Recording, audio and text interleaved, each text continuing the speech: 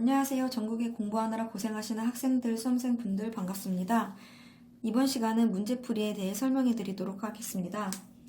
문제풀이는 인강으로 개념 강의를 싹 다 듣고 문제풀이를 시작하는 게 아니라 개념 강의를 듣는 것과 동시에 진행하셔야 합니다.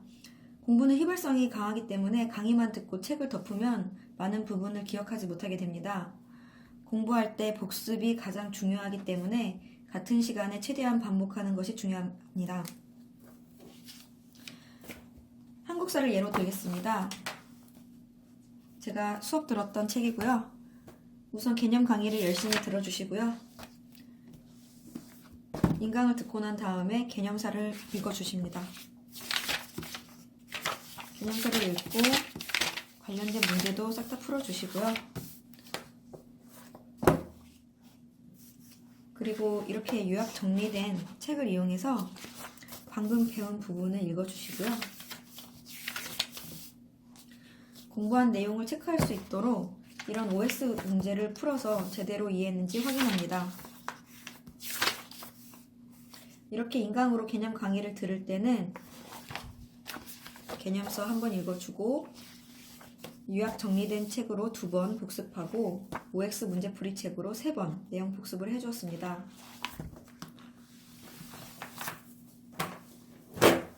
개념 강의를 모두 들으셨다면 이제 기출문제를 풀으셔야겠죠. 기출문제는 본인에게 해당되는 시험의 문제만 풀으셔도 충분합니다. 공무원 시험의 경우 지방직, 국가직, 서울시 경찰 등 여러 직렬이 있는데요. 본인이 준비하는 시험의 문제만 골라서 이런 식으로 풀어주시면 됩니다.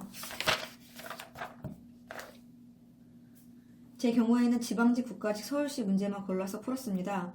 왜냐하면 기출문제 책에 문제가 워낙 많다 보니까 다 풀려면 시간이 너무 오래 걸리기 때문입니다. 저처럼 단기간에 합격을 하기 위해서는 본인에게 필요한 문제만 골라서 풀으시는 게 시간 단축에 도움이 될 것 같습니다.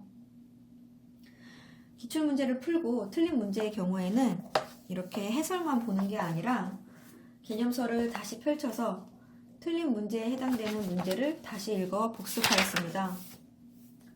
여기서 한 가지 팁은 개념서 복습을 빠르게 하기 위해서 책 옆면에 이런 식으로 책갈피를 붙여 주었는데요. 개념서를 많이 읽어서 원하는 부분이 어디쯤에 있다는 것은 알고 있지만 막상 찾을 때 종이 넘겨가면서 찾는 게 번거로워서 이런 방법을 생각하였습니다. 다른 과목 또한 동일합니다. 국어의 경우에도 개념 강의를 들으신 다음에 개념서를 다시 한번 싹 다 읽어주시고요. 수업 시간에 풀어주신 문제들도 다시 한번 풀어봅니다.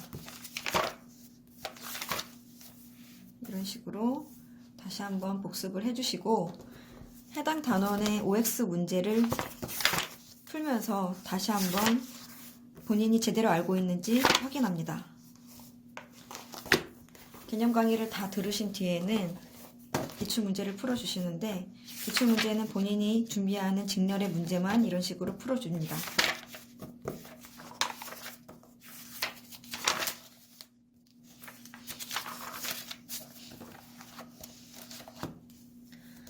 그리고 틀린 부분은 다시 개념서를 꺼내서 책갈피를 통해서 해당 단원을 다시 한번 복습을 해줍니다. 기출문제를 풀 때는 문제만 푸는 게 아니라 이런 식으로 개념서를 다시 펼쳐서 복습하는 시간을 가졌습니다. 다음으로 제 경우 기술직 준비를 했기 때문에 전공 2과목을 공부했었는데요. 문제를 살펴보면 개념을 묻는 문제도 있었지만 계산 문제가 정말 많았습니다. 그래서 문제 풀 때 그냥 이면지나 연습장의 문제를 풀지 않고 이런 한 면이 4개 공간으로 쪼개진 수학 연습장을 구매해서 한 공간에 한 문제를 풀 수 있도록 하였습니다.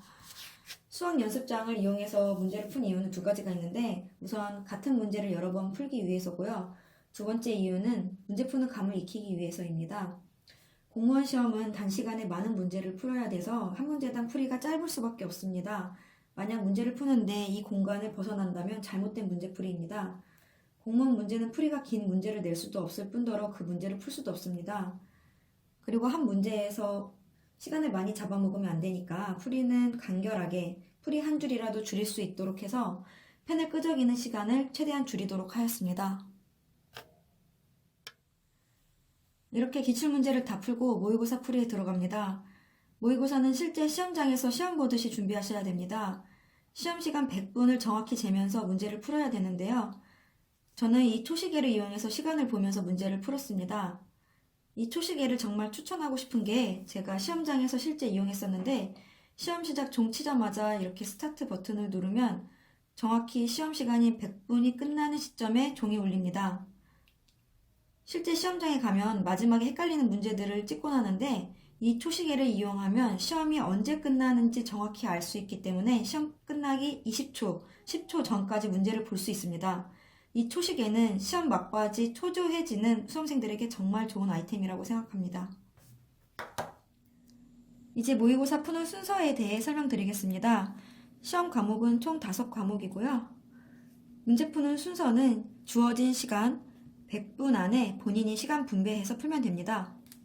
수능처럼 한 과목 풀고 쉬고 다음 과목 풀고 쉬고 하지 않죠. 따라서 모의고사를 풀 때 어떤 과목 순서대로 푸는 게 시간 안에 다 풀 수 있는지 확인하는 과정이 필요합니다. 국어, 영어, 한국사, 선택 과목 A, B 중에서 쉬운 과목 먼저 풀 것인지 아니면 어려운 과목 먼저 풀 것인지 시간은 몇 분씩 잡고 풀 것인지 시간을 정해줍니다. 제 경우에는 국어, 한국사, 선택 과목 A, B 그리고 영어를 마지막으로 놓고 풀었었는데요. 시간은 20분, 15분, 15분, 20분, 25분 이렇게 잡았습니다. 이 순서대로 풀었을 때 제 시간 안에 문제를 풀 수 있었고 문제 푸는 부담감도 줄일 수 있어서 이 패턴을 시험 전까지 반복적으로 연습하였습니다. 문제를 다 푸는 것보다 시간 안에 문제풀이를 마무리하는 게 중요하기 때문에 정해진 시간이 지나면 한 과목을 계속 붙잡고 있지 않고 못 푼 문제는 과감히 찍고 다음 과목으로 넘어가는 연습을 했습니다. 여러분도 본인에게 최적화된 문제풀이 순서와 시간을 정해보시기 바랍니다.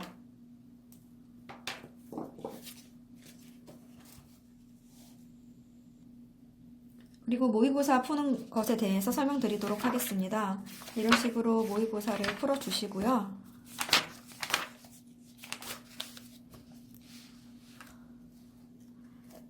틀린 문제들은 해설만 보지 마시고 다시 개념서를 꺼내서 틀린 문제에 해당되는 단원을 복습해 주시고요. 문제풀이 인강을 보는 것을 추천드립니다. 제 경우에 문제풀이 인강은 제가 부족하다고 느낀 과목만 보았었는데요. 문제풀이 인강에서 강사님이 틀린 문제에 대해서 왜 틀렸는지, 놓친 부분이 어느 곳인지, 연관 문제는 어떤 게 있고 추가로 알아야 될 것들은 무엇이 있는지 알려주기 때문인데요. 이런 식으로 부족한 점을 메꿔주니까 시간 내서 문제풀이 강의를 듣던 게 큰 도움이 되었습니다. 모의고사는 이틀에 한 번씩 시간 재가면서 풀었고요. 모의고사 푼날은 문제 풀고 틀린 문제 분석하는 데 시간을 보냈고 그 다음 날은 모의고사 결과에 따라서 부족하다고 느낀 과목을 공부하면서 과목 간 갭을 줄이기 위해서 노력하였습니다.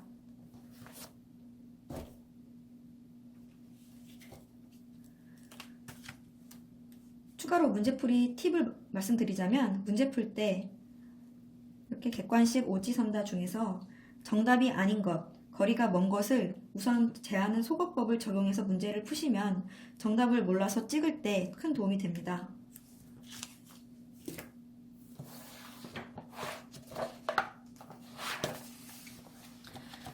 그리고 이것은 제 개인적인 방법인데 영어 문제를 풀 때 빨간색과 파란색 펜을 붙인 펜을 이용해서 중요한 부분은 빨간색으로 체크해 가면서 문제를 푸니까 눈에 확 띄게 보이고 문제 풀 때 더 잘 풀리는 느낌을 받았습니다.